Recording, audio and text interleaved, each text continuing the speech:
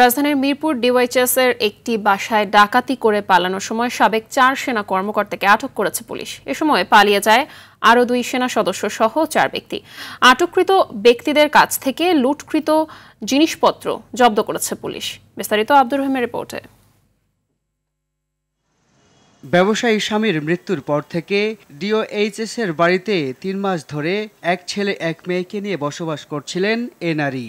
অসুস্থ ছেলেকে নিয়ে ধানমন্ডির একটি হাসপাতালে থাকাকালীন রোববার দুপুরে সেনা সদস্য পরিচয়ে জোরপূর্বক তার বাসায় প্রবেশ করেন কয়েকজন ব্যক্তি।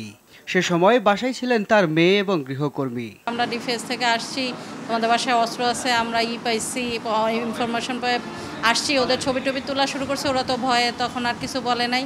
আমার মেয়ের একটা আইফোন, একটা টাচ মোবাইল, আমার বুয়ার একটা টাচ মোবাইল, তারপরে আপনার আমার ছেলেকে যে হাসপাতালে নিয়ে গেছি ওর 2টা ফোন। পরে তিনি জানতে পারেন লুটপাট শেষে পালানোর সময় ডিওএইচএস এর গেটে নিরাপত্তা রক্ষীদের হাতে ধরা পড়েন 4 ডাকাত। মিরপুর জোনের এডিসি জানান, গ্রেপ্তারকৃত 4 জনের মধ্যে 2 জন সাবেক সেনা কর্মকর্তা, একজন অবসরপ্রাপ্ত লেফটেন্যান্ট আর একজন অবসরপ্রাপ্ত কর্নেল। তাদের উদ্দেশ্য ছিল সেই বাসা থেকে সেই ইয়াবা, মাদক বা যেটাই পায়, অস্ত্র বা সোনাদানা যেটাই পায়, তারা ওখান থেকে নিয়ে সেগুলো বাইরে বিক্রি করে সেখান থেকে তারা অর্থ লাভ করবে।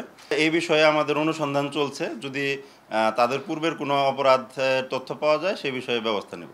তিনি বলেন, সেনাবাহিনীর সাবেক 2 সৈনিক সহ মোট 4 জন পালিয়েছে, যাদের ধরতে অভিযান অব্যাহত আছে।